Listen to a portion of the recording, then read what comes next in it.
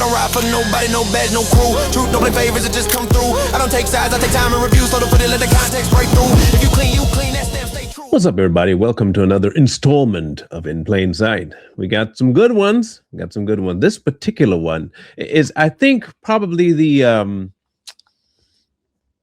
most disturbing that we've possibly, maybe not the most disturbing, but for today, definitely one of the most disturbing ones. Let's get right into it because there's no reason to delay the inevitable shock and awe of some of these people. So let's get going. What is it? Oh my God. We don't think we want to know, maybe. Someone taped it on there, right? Yeah. When he pulled that back, I was like, wow, I got to stop watching Criminal Minds. It's the first thing that went through my head. In September of 2022, police officers with the Ann Arbor Police Department arrive at a downtown apartment complex to perform a routine welfare check. Despite the routine nature of the call, officers are unaware of the sickening scene awaiting them behind the door.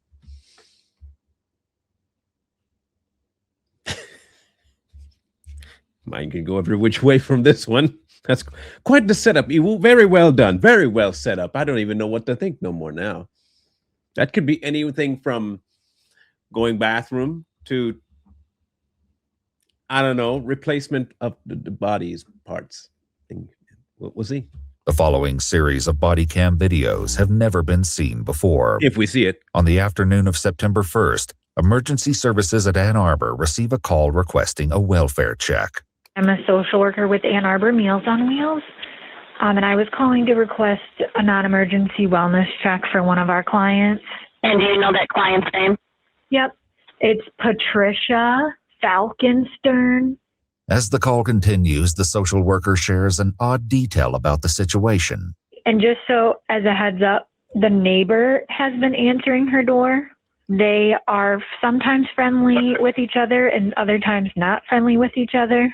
And he's saying that she's there and sleeping, but we haven't been able to actually get in and verify that she's okay. All right. Well, I already sent some sort of foul play. Just a wee bit of foul play. If you have a neighbor that you get along but don't get along, kind of get along, don't get along with, I have to wonder what the don't get along portion looks like. Employees and social work officials at Meals on Wheels inform authorities about interacting with Patty regularly and that her continuous absence is out of character. Okay, well, I have an officer go out there. As officers are dispatched to Patty's apartment, nothing is going to prepare them for the depraved scene lurking behind her apartment's door.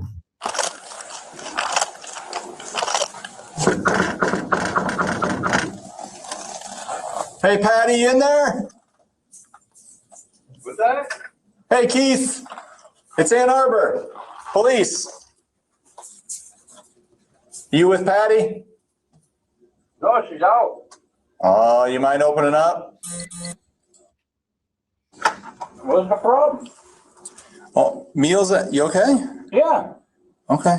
Meals on... I didn't have my walker. Oh, okay. Meals on Wheels has been calling because I guess she hasn't been answering the door. They were worried about her. No, I answered. No, I live next door. I answered the door. For Meals on Wheels? Yeah. Okay. But is Patty here? No. Oh, where's she at? I don't know. You got her phone number? We can call her? We got to make sure she's okay. It's Meals on Wheels. You answer the door from Meals on Wheels. You're in her apartment, but you have no idea where she's at. She just not there. Just gone. Hey, okay. Logic makes sense. Okay, cool. All right. I don't know her number. It's a 616 number. It's a 616 number. Okay. Mm-hmm. You mind if we take a look in there and make sure she's all right? She's not here. Okay, where'd she go? I don't know. Well, you told me she went to the store earlier. Now you're telling me you don't know. You're not in any trouble. Nobody's in any trouble. We just got to make sure she's okay. I'm sure she's okay. Okay. How long she went to the co-op? How long she been gone? I haven't a clue. I don't know. Keith, you're not giving me the warm and fuzzies, man. I just need to make sure Patty's okay. She's not here. Just as the social worker mentioned on the emergency call, Patty's friend and neighbor, Keith Kwasinski, has answered her door, and strangely is now resisting letting the officers inside. Okay. My question is, if it's not his place, how can he decide who comes in and out? Is that a question that can be asking if you don't live there? Unless you also, but it didn't say that they shared the apartment. I'm confused. Just want to check and make sure, because if I don't check and somebody's going to call and say I didn't do my job right, and I don't want to get in trouble for that. It'll take us 5 seconds to take a couple steps, look around, make sure she's not here, and then we'll go check the co-op for her. But I just want to make sure she's not in here. No, she's not in. Okay, then give me 10 seconds to check and I'll be on my way. That's all I'm asking. We've met before. You and I have had many conversations. Oh, hell yeah.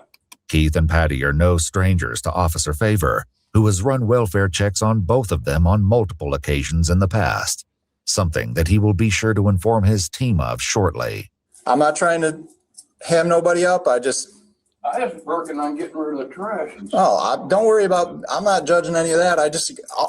All I got to do to make sure I'm doing my job right is verify she's not in here so that we can let Meals on Wheels know, because they're going to keep calling. I didn't have my walker with me. I got you. Do you mind if we just come check? That's all I'm asking. We'll be 10 seconds. Get rid of this trash. I'm not worried about the trash, Keith. I promise. I got my own trash. No, but I got to get on my walker. Well, just let me in. All this bickering back and forth. I understand that the officer has to be professional. I get that. But you said you've had run-ins with the man before. And if you've had run-ins with the man before, why are you allowing more run-ins with the man when you suspect something might be up? Secondarily, if there is something wrong, you're taking an awful long time to figure it out to save the person if there's a saving to happen. You can get in your walker. Hold on a minute. All right. Did Patty take her walker with her? I don't know. No, she decided to go independent today. Independent. Yeah, that's what I'm not. So much actually was so intoxicated. It's usually when we come up against stuff. Yeah. After several tense minutes of negotiation, officers finally enter the apartment, but nothing can prepare them for the horror that awaits them inside. That's not your walker, is it? That's a weird walker. No, my walker's right there. Oh, I thought you were going for your walker.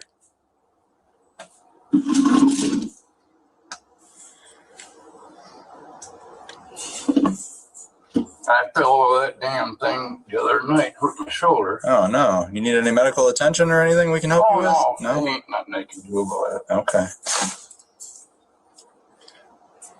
I'm going to drag that out in the hallway and fold it up and get rid of it. Okay. Do you mind if we just look through real quick and then we'll be out of here? Yeah, sure. Okay. I appreciate it. I'm just going to try and not get too much in your way. Don't hurt, no. Well, that would make me 5. I don't know if I want to be 5 again.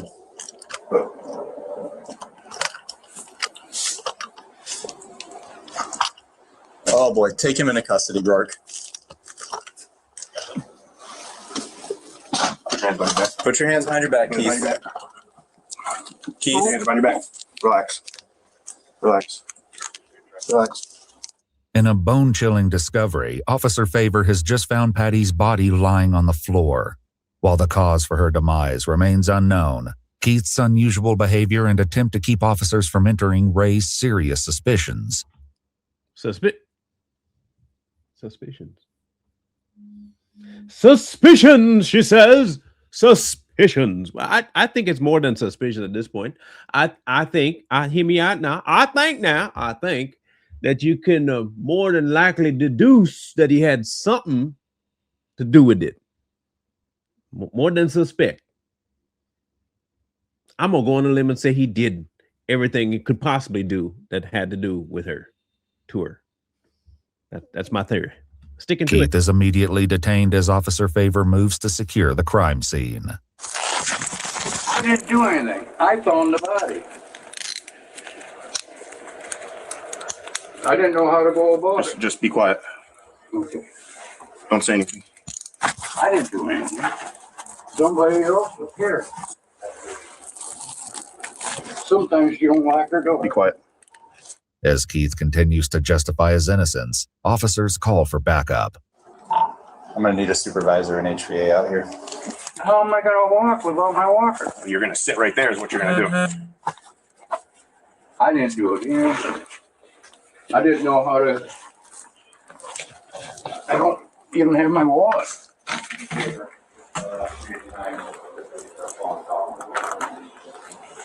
I didn't do anything. No, of course not. No. I didn't know how to go about doing it because I always get blamed for other people's crap.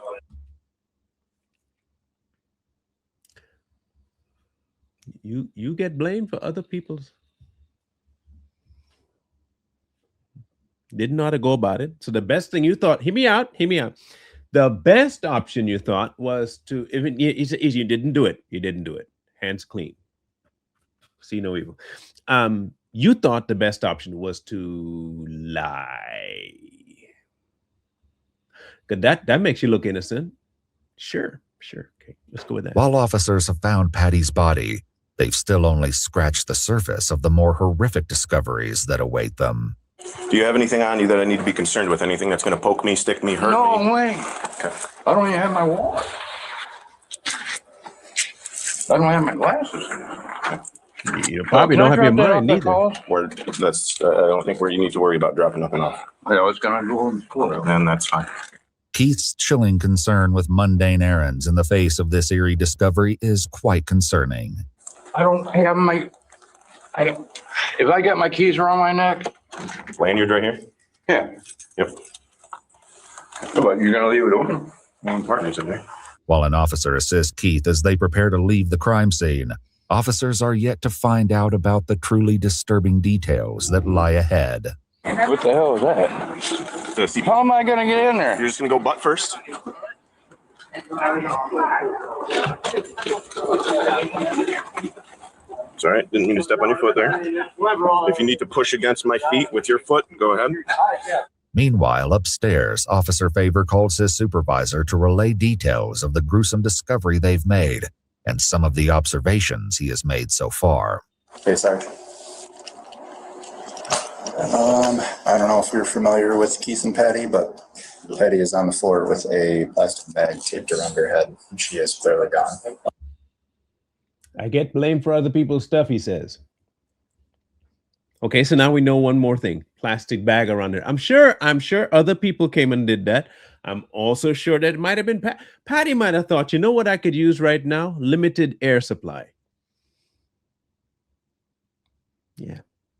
Maybe she was protesting air supply to group, would have been close to in her adult years era, so she was thinking, I hate that group so much. I'm going to cut myself from air supplies by cutting off my air supply. Other people's stuff. Okay. It's like across her cheek around to like the back of her head. I mean, I don't know if it was, but obviously some kind of asphyxiation.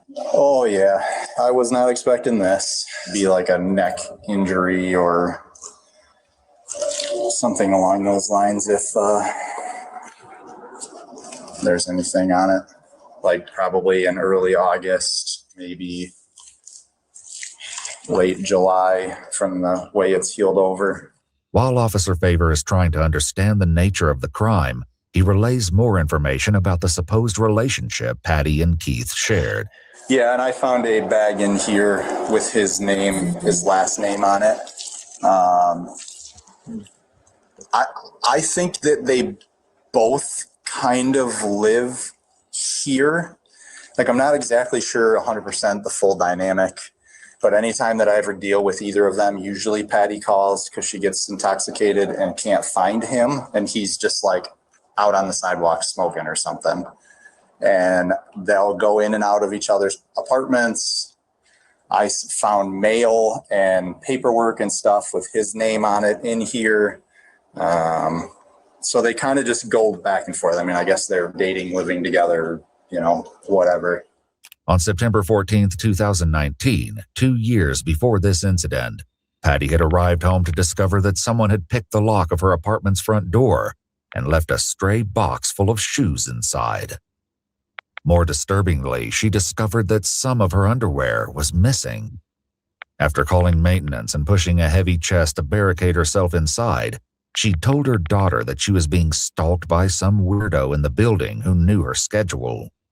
While Patty was never able to find the person who had broken into her apartment, on this day, police are facing a unique situation involving her. As Officer Favor scrambles through more evidence to identify what may have led to Patty's tragic demise, he shares one probable possibility with the supervisor. I think, so I called dispatch because the injury to her neck is, I mean, it's healed over. If it was an attempt a while back, I was just going to see if they could pull any CAD notes. But there's like, they search FUMUS and there's a assault DV with them from last year. So, and all his stuff should be pretty prominent in there. But yeah, I mean, I wasn't surprised to see him answer the door.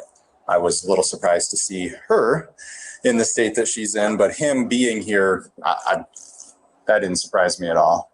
While Officer Favor reports that he cannot confirm if Patty took her own life, he begins to search the house as he fishes for any evidence that can help them crack the case. I'm going to put my 2 cents, 5 cents, 8 cents in. Keith did it, and Keith was trying to hide it because she got too controlling. His search is soon brought to a halt when an HVA examiner arrives, and more details of Patty and Keith's relationship become clear. Patty is in the living room. Appears that she has a plastic bag taped to her head. I don't know if this was a... Yeah, I see some like leggage here. It's hard to say, yeah. I didn't like a lot of domestic stuff. I think like they both get drunk and just they'll want each other to leave their apartment, and they get into what I guess you could call a pushing match. But like I said, most of the times, neither of them can walk on their own, so it's not like they get too intense. As more officers arrive on the scene and catalog the grim details, Officer Favor shares some notes with Officer Rourke. How long does it look like these? I mean, I think at least a day or two. But it kind of looks like it's healed over, like it's not scabbed up, but it's not an open sore. Well, I think it's pretty safe to say that there's some level of homicide in here, so. You think? I'm not going in any further than I need to. Yeah, well, I guess good thing I decided to ride today, huh? So, yeah. First, I thought you were kidding. No. Don't trust me. When I pulled that back, I was like, oh, I got to stop watching Criminal Minds. Just the first thing that went through my head. Well, like you, it's funny because we've had a lot of interactions with people just walking up to our cars like, anything going on? The only troublemaker if you brought it, something like that. Oh, looks like you caught me. Hello. So it's been that every interaction. And then we're sitting there and he goes, take him into custody. And I was like, oh, take him into custody. All right. The wild thing about it is it's not wrong. Sometimes the criminals will tell you that they're criminals, but you don't believe they could be handing themselves in that badly, that quickly. Just, I did it. I'm still waiting to find out exactly what happened, but I still think he did it. As officers continue their banter, Keith is brought to the police station for questioning. Oh, sure. Sergeant Betterly. Do you understand why you're here right now? I don't really understand. I didn't do anything. Well, we got to talk to you about everything going on at your friend's apartment there. Right. So that's why you're here. You're just here so we can talk to you about all that stuff that's going on, all right? How is your health overall? My health is shot. I've got arthritis, intramuscular PED. I've had numerous breaks in my bones. I've had a concussion. Can you blow deep into the straw, please? Blow, blow, blow, blow, blow, blow, blow. You're good. You can stop. Thank you. After getting his medical history and running several other checks, officers place him in a holding cell to be questioned later. The harrowing truths that would surface during the interrogation would rattle the entire investigating team. So I might be right. Hey, look, I don't want to say I'm an investigator, but I do pretty good. No, I just trust people to be evil. Is that bad? I've seen enough. I Back at the crime scene, detectives Jamil and McDonough arrive at Patty's apartment and get filled in on the events that led to this shocking discovery. This was like this though when you guys came in? Yep, I did step on it before I knew that there was a body with a plastic bag wrapped around its face. Just as the detectives are discussing details with Officer Favor, Detective Jamil makes a stomach-churning discovery that speaks to the deplorable living conditions in the apartment. He's everywhere on the floor. I feel like that's normal for her though. He's on the floor. Yeah, so I think those are baby wipes and then an adult diaper. Okay, well, I'm not standing right now. We'll just make it. Is that feces or what? That looks like feces from here. Okay. We're waiting for Sean. Both of those would be normal for in here. What the feces and blood on the floor have to do with Patty's death will become a poignant point in the case later. Meanwhile, Detective Jamil makes another curious observation that eliminates one of Officer Favor's theories. Okay, personally, I don't want to know. I thought I wanted to know. I changed all the minds I had. I don't want to know. I don't want to know what the correlation between. Yeah. Man, my goodness, that one's stomach churning. That really makes me want to throw up. I hope they don't go into too much detail. And then someone taped that on her, right? Yeah. Yeah. So how could she do it? So he did say to Rourke, after I told Rourke to take him into custody, I came back around here, we put him in handcuffs, and he said that he just found the body. He didn't do anything. He didn't know what to do. And then he made a comment about how she has hit him in the past. We didn't question him. Nothing. The ligature and strange markings around Patty's neck the HVA examiner brought up earlier will soon add another twist as to the possible cause of death. Slit her throat? Looks like it, yeah. So we're gonna have. It's healed over. You gotta find a knife. Yeah, but it looks like, it doesn't look necessarily that it's healed over. It's you know, scabbed over. started and didn't dig in. Yeah. And it was, So it's just like fatty tissue kind of because it's hard to tell. Looks very strange. Which in my theory would lend credence because he's not very strong. Like he doesn't seem to be like he has enough arm strength to drag across a knife and puncture deeply things. I could see that. The bag, it also explained why it didn't go all the way over her head. I'm building my case against Keith because I don't trust him. And that's just me. I'm not saying that's exactly what it is. I'm saying that's what they're going to find. After finding no evidence of the presence of anyone else except for Keith in Patty's apartment, detectives turn Patty's body over to the medical examiner. As Keith is brought in for interrogation, even these seasoned detectives are not prepared for the deviant details he's about to reveal. Patty or Patricia Falkenstern, who is she to you? She's just a neighbor. Just a neighbor? People would say that she's my girlfriend because a lot of times we go out together. But she's not my girlfriend. We don't have or nothing. She don't want and I can't have. A neighbor of Keith's and Patty's would later inform the police that Keith often told people that Patty was his girlfriend. However, Patty always denied such a claim. What were you doing in Patty's apartment today? Yes, what were you doing there? I went over this morning. Uh-huh. Okay. The security left at 1. My phone was dead. I should have told Meals and Wheels about it when she was there, but I guess I got scared. You guess? I hadn't seen her since Saturday. That's when we get Meals on Wheels 3 times a week. And then we got into an argument about the sausage. I didn't throw it out and I didn't eat it. While Keith claims to have discovered the body on Tuesday at 2 a.m, officers had only entered the apartment on Thursday afternoon, 2 days later. All right, so when you went in there, what happened? I freaked out. Why did you freak out? Well, she's laying in the middle of the floor. Where was she laying when you went in there? In the middle of the living room. Middle of the living room? I covered her up. Why? Okay, listen, you didn't have nothing to do with it. You just showed up. You just walked it in and you saw it. I'd have backed it out and go tell, hey, yo, dead woman in the apartment here. Y'all might want to come check this. That didn't cross your mind. Not even in the least. Nah? Okay. With the blanket that she ate. She had a bunch of sores on her, and holes and a bunch of dots on her. Never saw anything like that before in my life. As hard as Keith tries, the detectives are not sold on his story. You were found at the scene with Patty. Yes. With a bag around her head. That's what puzzles me right there. What puzzles us, too. No, then they used my materials. And he puzzled until his puzzler was sore. That was the Grinch. We all puzzled, buddy. Puzzling it. I hate puzzles for the most part. It's got to be an intriguing one with one I got to solve. I got to be able to solve it. Don't give me no. Here's a piece of metal tied into a metal that can't come out and then say free it. I'm not doing that. That's past my skill level. But I like good puzzles that I can solve. And right now, I think I already solved it, but maybe I've only figured out the premise of the puzzle, not the details of it.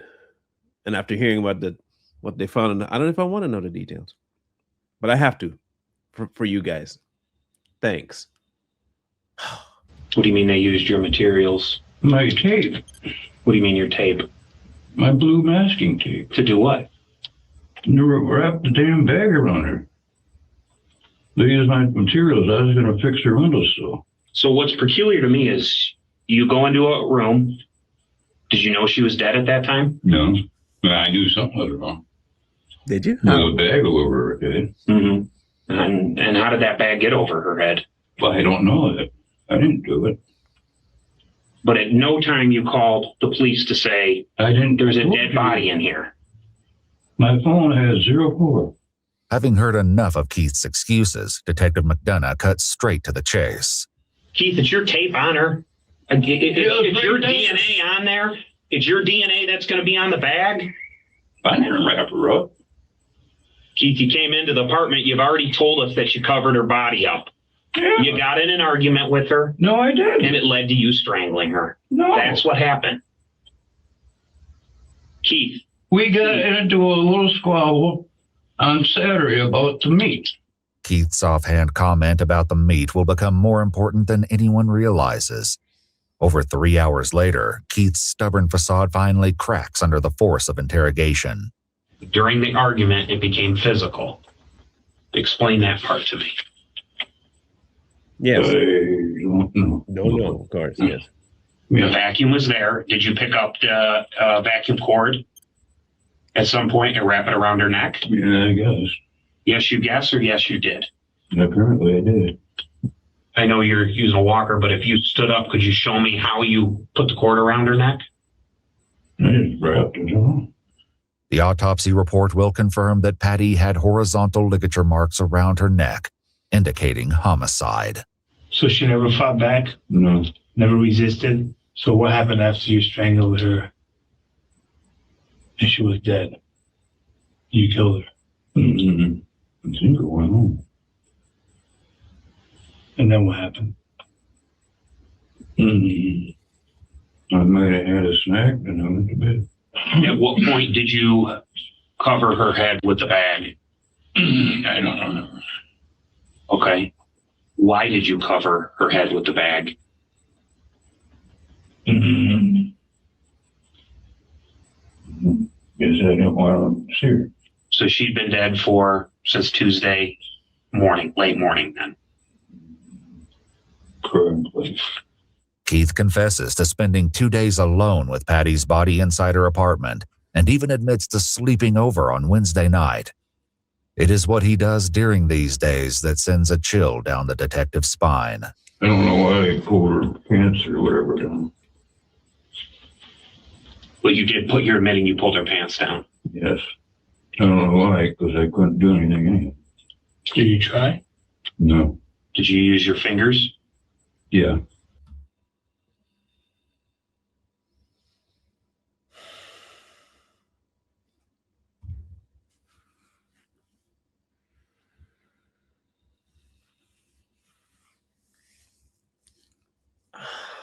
Okay. I remember us covering a case kind of like this before at another old folks home. And the man had done something to a lady that he killed. and he went back to his apartment, and he had, feces all over his lower region because he had done that. This one takes more of the cake. You did to her or probably both. The autopsy report will also confirm that Patty had abrasions to those areas, indicating trauma. While searching Patty's apartment, authorities found more evidence alluding to these shocking implications. Yeah, I don't know what that is either.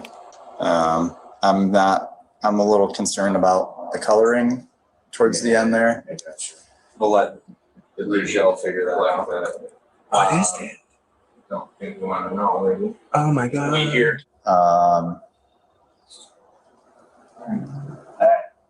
That's Yeah, we don't know what that is yet. We're gonna let you guys figure that one out. Yeah. Back in the interrogation room, detectives bring up this disturbing object they'd found in Patty's apartment. there was a bottle in the apartment with a long cylindrical. Oh, that was going to be my swan or a goose. Yes, but it appeared to have possible fecal matter and or blood on it. Not in your apartment, in her apartment. Yeah, but she's the one that pooped on the floor. Okay. After you killed her, she pooped on the floor? No, Prior before. to? Did you penetrate her body with fingers or other foreign objects? I think I did. The demented nature of Keith's crime is apparent, but the answer to what set off this disgusting series of deplorable decisions is even more disturbing. I don't know why I did it. Okay. I'm not a violent person. So she didn't say anything to, like, you were standing up. Earlier in the day she did. What'd she say? And I ate her meat or threw it out, and I didn't do either. I don't know what she did with it. Outrageously, Keith claims that he killed and violated Patty because of an argument stemming from sausages from Meals on Wheels. On February 1st, 2024, he pleaded no contest to murder in the second degree and disinterment and mutilation of a dead body. On April 26, 2024, he was sentenced and remanded to the Michigan Department of Corrections, where he will spend the next 25 years to life behind bars.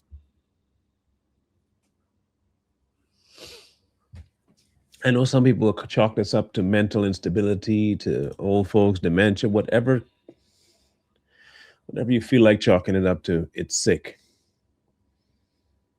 Word of advice: if you have elderly parents, grandparents, please pick the homes you decide to leave them in carefully, and especially if it's an assisted living or anything, please choose wisely. Or just have them live with you, man. I mean, it's still better than watching. Oh my gosh, I don't even know what her family must be thinking. That's wild. Anyway, I ask your indulgence in leaving your comments below. Let me know what you think. I guess, and we'll catch you on the next one. One wrong move turn the present into the past. I don't ride for nobody, no badge, no crew. Truth don't play favors, it just come through. I don't take sides, I take time and review. So to put it, let the context break through. If you clean, that stamp stay true. If you foul, that show up too. No miss, no spin, no cover up hype. Everything judge in plain sight.